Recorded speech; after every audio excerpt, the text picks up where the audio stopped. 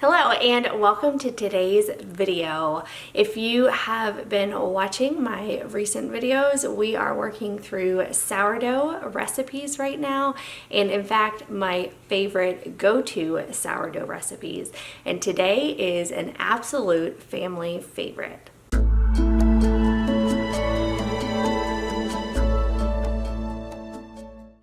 Okay, so let's talk about sourdough for a moment. Sourdough is a process of fermentation that utilizes beneficial bacteria and wild yeast that naturally occur in your environment. Because of this, the flour is broken down and becomes more easily digestible.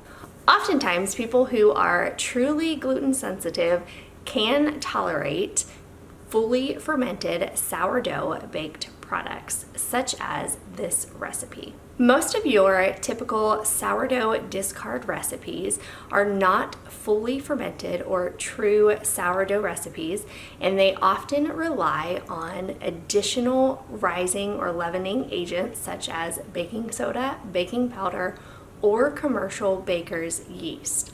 While these are fine in moderation, they just don't give you the full benefits of using sourdough. To get the most from your sourdough recipes, you want to leave your dough or batter sitting on your counter at room temperature for a minimum of 12 hours or all the way up to 48 hours. Of course, the longer that it sits out, it will taste more tangy and sour. So you'll want to play around with timelines and see what works best for your family and your taste buds. Let's walk through the step-by-step process of making long-fermented sourdough cinnamon rolls that your family will love. This recipe is our go-to cinnamon roll recipe that we use for special occasions such as birthday mornings or holidays. I'm tweaking my usual icing recipe to make it a gorgeous dark pink color that is perfect for Valentine's Day. Now that I've been making fully fermented sourdough products for years, I know the first thing I need to do is map out the timeline of when to remove the starter from the fridge, when to mix up my batter or dough, and when to start baking. I often do this by working backwards from the time that I want my finished product to be complete.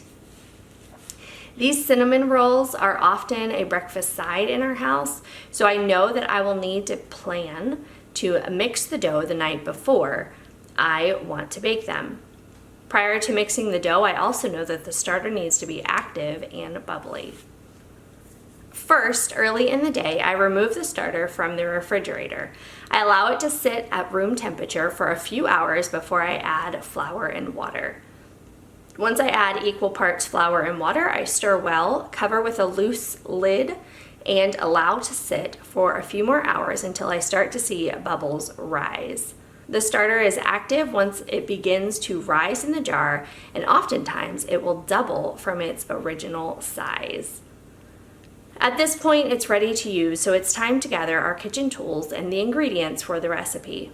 I love to make this in my blender, but it could also be done in a food processor, in a stand mixer, or even with a handheld electric mixer.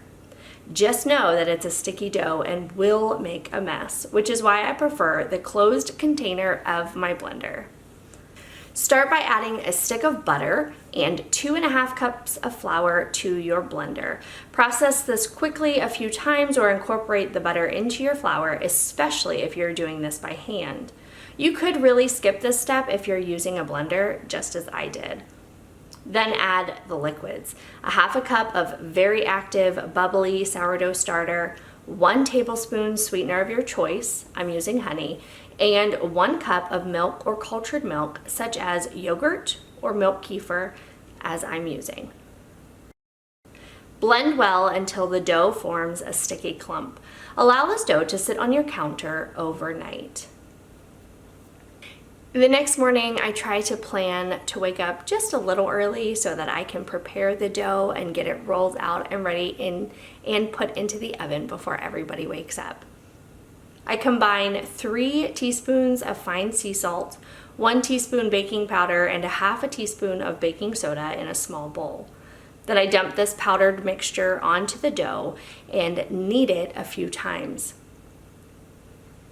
Sometimes the dough may still be sticky at this point, so I will add a little extra flour, especially to my countertop, and continue to knead until the dough comes together and is not sticking to my fingers anymore. At this point, I will use a rolling pin to roll out the dough into a rectangle with the long side facing me. Mix together a half a cup of melted butter, half a cup of sweetener of your choice, and 1.5 to 3 teaspoons of cinnamon. As you've noticed, I have used honey to sweeten both the dough and the filling. This is my go-to sweetener as it is in the most whole unprocessed state and is easiest for your body to digest. Keep in mind that the nutritional benefits of raw honey will be cooked out, and you may choose to use another form of sweetener if you prefer. Maple syrup or cane sugar would be good options as well.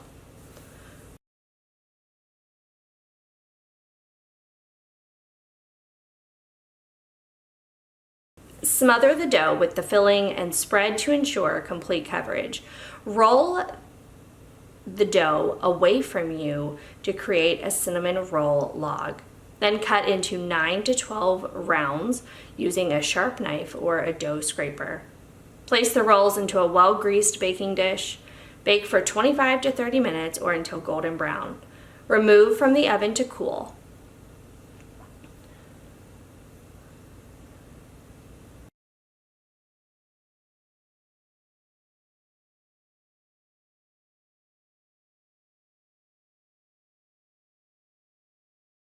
While the rolls are cooling, mix together 1 block of room temperature cream cheese, a splash of tablespoons of maple syrup. If you wished, add 1 beetroot powder to make a beautiful rich pink color. Then enjoy. Now, this original recipe I found on the Cultures for Health website. I really love not only their website but their products. This recipe we have been using for years and has absolutely been a favorite for our family. I hope that you will give it a try. Just remember, you need to start the day before you want your cinnamon rolls. Thanks so much for watching, and happy Valentine's Day.